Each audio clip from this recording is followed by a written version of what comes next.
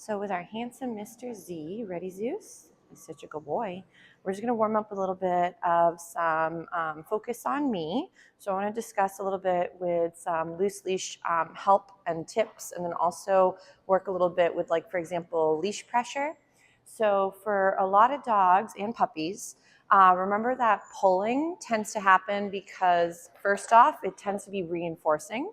So what I mean by that is a lot of dogs and puppies will pull because they're trying to walk maybe at a faster rate than we can, and at the same time explore their world to their sense of smell the way we do visually. So if we're finding that our dog is having a really hard time staying near us, it can be that the environment is maybe too stimulating or too overwhelming. It's also typically, as I mentioned, pulling can be reinforcing. And what I mean by that is if your puppy pulls forward to go smell something intriguing, pulling is what got them to that reinforcer. So a lot of times by mistake, we tend to try to prevent pulling by pulling back more so. What ends up happening at that point is your puppy either starts to blow through pressure, which again means that when they feel tension on their equipment, be it their leash and their harness or a collar, they're going to still pull through that, because even though they may feel slightly uncomfortable, they're not going to realize it's the pulling from their end or from your end that is creating those dynamics. So sometimes your better bet is to, when you're working with loose leash walking, is to capture the moments when they're by your side or when they come into your space. So a lot of times you'll see with the dogs, I start them off by doing some really nice find its. I get them to move away from me and then reorient back to me. In the beginning, I'm just feeding for any moment when the dog heads my direction. So even though later, yeah, we might want to work this into, like, let's say a more refined, loose leash walking or heel behavior, whatever you'd prefer, it has to start somewhere. So just like with anything, we have to be able to learn our ABCs before we can read how to spell, and of course how to write sentences, and then later down the road read, again, books. So I'm not saying that your babe is obviously going to be reading some materials, but if we don't create a foundation first that seems attainable and comfortable for the pup, we're more than likely not going to ever really get a change in response. This is where people think that we need to apply more pressure, more pain, at times also discomfort, to tell the dog pulling is not okay. The problem with that is most of the time, remember that the walk is typically very enriching for your babe, especially with the sniffing aspect. I do like to work with my guys where they're off duty and they can go sniff and explore and be a dog. And then I like to have them check in and be able to come back from that environment or that distraction and either work again some loose leash walking, which just means there's no tension from them or from me, and that they can start to focus on me versus other distractions. So if, for example, you have very little attention when you step outside, then focus work on you and making it seem fun might be another great option to build that into those other situations. So I always tend to recommend to students is think about almost like learning your dance moves before you go out on stage. So at least you know the choreography. If you just went right out on stage and there's a competition going on and you don't even know how to, let's say, any dance moves, you're probably going to have not the greatest experience learning how to dance. So remember, your babe is very much so like a furry little exchange student who doesn't know what's expected of them verbally, culturally, or physically. So in doing so, have we explained what we want? Have we sometimes worked in such a challenging environment where maybe Mr. Z is getting so overly stimulated or so overwhelmed that being soft on equipment seems like a very silly idea? Ready? So we'll do another little find it. So another thing too is working with like leash pressure. So this is not the same concept. I know we've done a couple little videos about this in the past. So it's not the same thing as, for example, pulling back on your dog when you're annoyed or frustrated or somehow want to get across to the dog that what they're doing is inappropriate. Remember that your dog doesn't understand that, for example, when you get agitated or you get aggressive, that you are getting mad at the situation and what they're doing. They're going to think that you are unpredictable and at times can be dangerous, threatening, and overwhelming. So I'm not saying anybody is rocking that right now with their beauties, but this is why if they don't understand and they're failing, as opposed to being an educator that might punish and scare and intimidate, we should make sure that we're trying to educate. So if the learner is not doing so well learning, it probably then falls on the teacher's responsibility to make sure that we're helping them through that session. So for right now, Mr. Z, we're just working easy peasy find its with some loose leash walking without gear for now. So I can start to get him almost like warmed up before we go into the real world situation or before we start, increasing the difficulty of the task. So I'm just ripping up his little sausage snacks he has from home. And I know typically he has his lunch, but don't worry, I don't think it was in there. Sometimes I use those also for some practice, but no big deal. Excuse me, he did have enough to have the sausages be his main food reinforcer for today. Nice job, Mr. Handsome Pants. So you can see that as we're just meandering, I'm feeding for softness near me, I'm feeding for checking in, I'm feeding for bouncing from the environment. Let's say he goes and does a find it, and then he can reorient back to me. If we don't warm up with some of these skills in different venues and you go right into like the real walk, you never actually warmed him up and helped him generalize the skills the way we're doing them now into those spaces. So Mr. Z says, now it's time to relax. So because if, let's say, for example, we go for a real walk, your babe doesn't know how to softly walk with you. Maybe when things get exciting or distracting, his attention span is out the window. Remember that adolescence, as we've discussed for many of the pups that have come to doggy day school and in class, is that their brain and bodies are not fully developed and they're still under construction. So because of those situations, when they feel something, it normally tends to be a pretty big response, and it almost is hard to kind of get them back sometimes.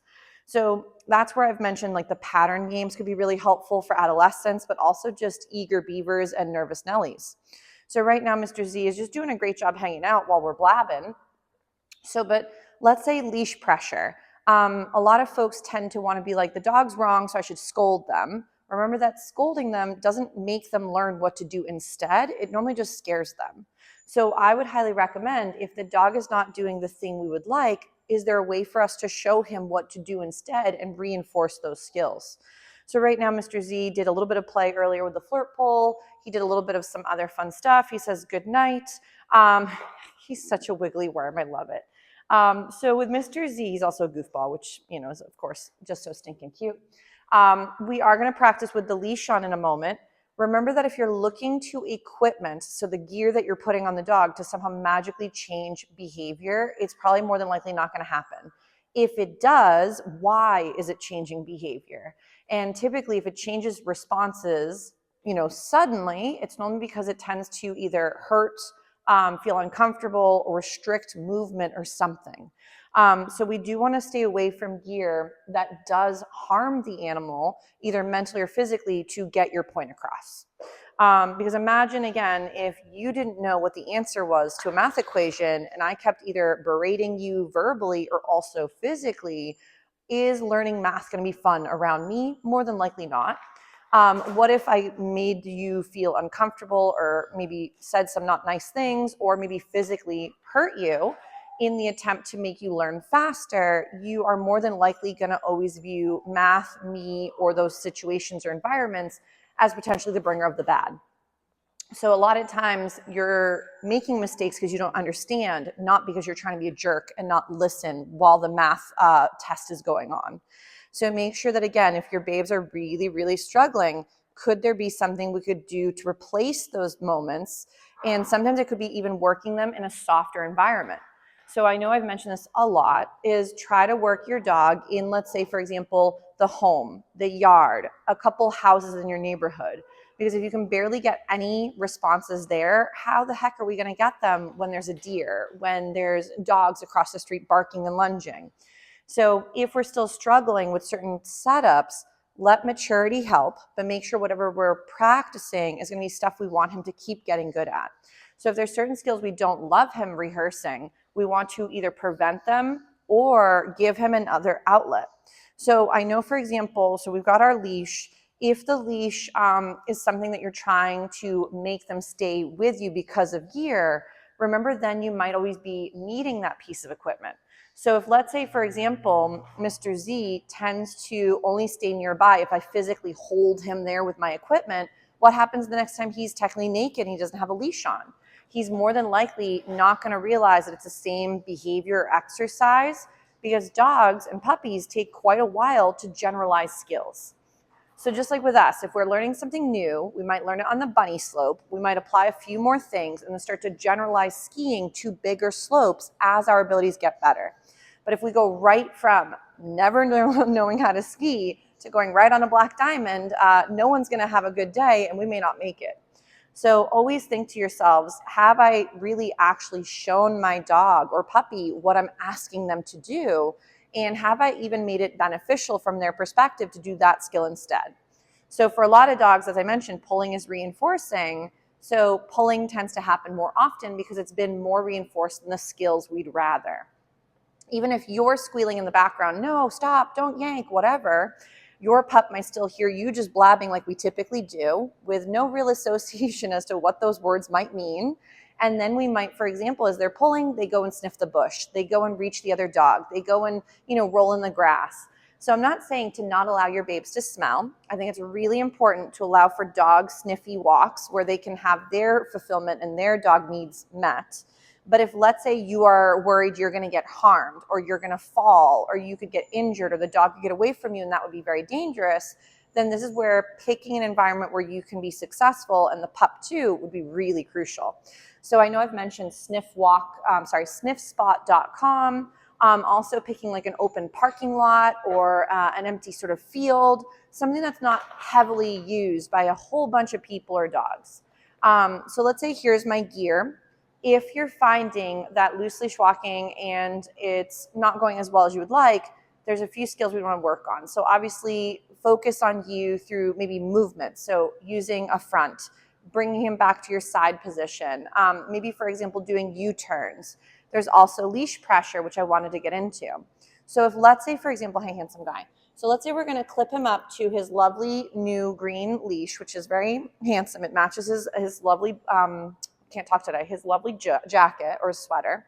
So let's say, for example, your pups tend to do a lot of pulling on equipment.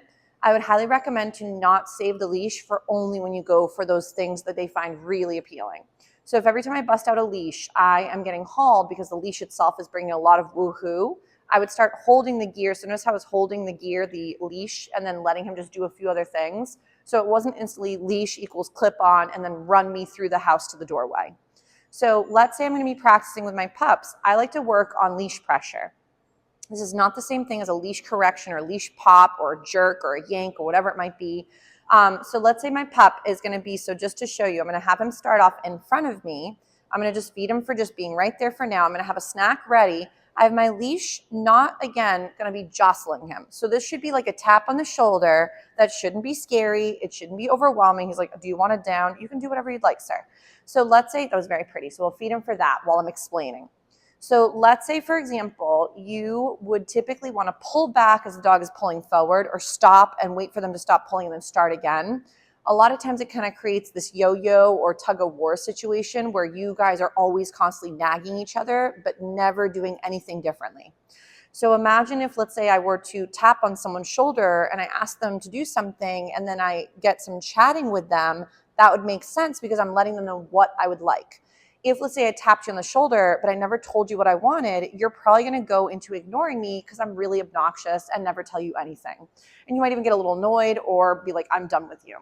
So for Mr. Z, what we'd end up doing is with the dog in front of you, so I'm just going to get him up for a second. I'm going to have my leash short enough where I can feel where he's at. I'm going to do a little pull and feed. A little pull and feed. So I'm not swiffering him across the floor. I'm not yanking him or jostling him. So let's say, again, we're going to try once more. I'm going to set him up one more time where I have a couple snacks ready to go in my hand. And then we're going to do a little bit with this sort of pull and feed, pull and feed. So again, I keep my leash a little shorter. I'm going to do a little pull and I'm going to feed. So this is a tap on the shoulder that, again, is not scary, not a punishment. I would not be yanking and still walking in the same direction. So again, I'm going to little pull and feed. And again, a little pull and feed. So you'll see that his body language hasn't changed. So I'm not making him feel uncomfortable. I'm not startling him. I'm not trying to intimidate or scare him. So now let's say, for example, let's pretend my dog was walking he pulls ahead and maybe there's tension, he would then feel the tension and come back into your space. So a lot of times with Mr. Z though, he gets into such a nice little groove that he tends to not haul on gear because he's had such a good reinforcement history with me where certain skills for him mean it's going to be successful from his end. So remember, if we're not the greatest teacher at times, and don't worry, everybody's learning. I'm still learning at times, which again is important. If you're always stuck in your old ways, then we tend to be not really helpful to growing together. So again, we would go ahead, get him up and wiggling. So if let's say we were doing loose leash walking and let's say, oh gosh, my puppy pulls ahead and let's say he was pulling, when he comes to feel the pressure on the gear, I would expect him to feel the tension from the leash. I'm not pulling, I'm just letting him get to the end of the leash. And then from there, I would hope he comes and heads back to me. So like with my dogs, when they feel the end of their lead, be it their regular 6 foot, or they feel, let's say we're doing a 15 to 20 foot longer lead, we would then have them practice where when they get to the end, they feel tension, my guys instantly stop and head right back to me. So they realize that every time there's a bit of tension, it means come on back to the handler for something good. If again, tension equaled frustration from our end, or maybe anxiety or getting bombarded to them, they may not find that coming any closer to us is actually a good idea. And you could actually ruin other situations like recalls for down the road. Oh, find it. He says, shucks, I dropped it. So the other beauties are, we have our handsome little Mr. Tucker who's in, and he's just hanging out in his little zone. And then we have the 2 other little ones that are sometimes actually, they like to wrestle together while we're mid-practice with other pups. And Mr. T, I gave him a couple lovely chews so we could work a few skills that way while we're practicing with some of the other babes. So if, let's say, for example, I'm going to plop out a little treat just over here to keep him busy for 1 second. But let's say, for example, there's a snack over down this way. So maybe he might notice it and pull towards it. So I'm not going to be yanking and scolding him, nothing scary. But we're going to go ahead and we're going to start walking. And let's say, for example, we start walking and I'm going to see, he might not even care to look at the thing, which is fine. But I was hoping that he might notice it. And then when he goes to pull, so right here, he's like, oh, but that was delicious. So that one I didn't do so well with. So you'll see that moments where you try to set up something, you may not do it as well as you were hoping. He's also very food driven, which is fine. So, but let's say he's like, oh, got stuck in my jowl. That's embarrassing. So I was trying to get him to set up where he might go and create some tension. And then from the tension, of course, it's still stuck in his jowl. Right here, yes. So right there, I don't know if you saw, there's a bit of tension as he was heading that direction. And I was just standing and waiting and then seeing if he would come and then check in when he feels that pressure. So he is very attentive typically, which is great. But remember, there's going to be moments where if you do mentally or physically lose your guy, just either bring them out of that situation if it's just too challenging. It's not worth trying to make something happen if he's not capable of doing it. So if, let's say, for example, he was walking and then we come across something that was just really hard for him, I would recommend to sometimes go up a sideways, up a driveway, move out of range, go behind some bushes, whatever it might be to create a little bit more distance and create a little buffer and then go from there. So, but if let's say he is not catching on with the leash pressure, I'd recommend to do this like in your home, up and down a hallway or from your living room to kitchen or whatever it might be. So again, you would just be practicing a little pull and feed. Nice. Ready? And a little pull and feed. Yes. So now this way, if we were to get a moment where he does go and he has tension now equals check in for something good. So, but maybe what we'll give him a little breather from some of this leash walking and, reorientation to us, but then also take a little breather from working with the leash pressure. But if you have questions, always feel free to check in as well for any of the students, even past pups. So, but I would recommend if you're not getting this type of focus on you as you're practicing, then more than likely the environment is driving the behavior and might be fueling the fire in the direction you were not hoping to get a bigger flame in. So, but for Mr. Z, we'll take a little break from some of these and we'll work a few other fun skills. Good job, sir. But he did a really nice job. Ready? You want to do a little find it? He did a really nice job with some of the leash pressure practice.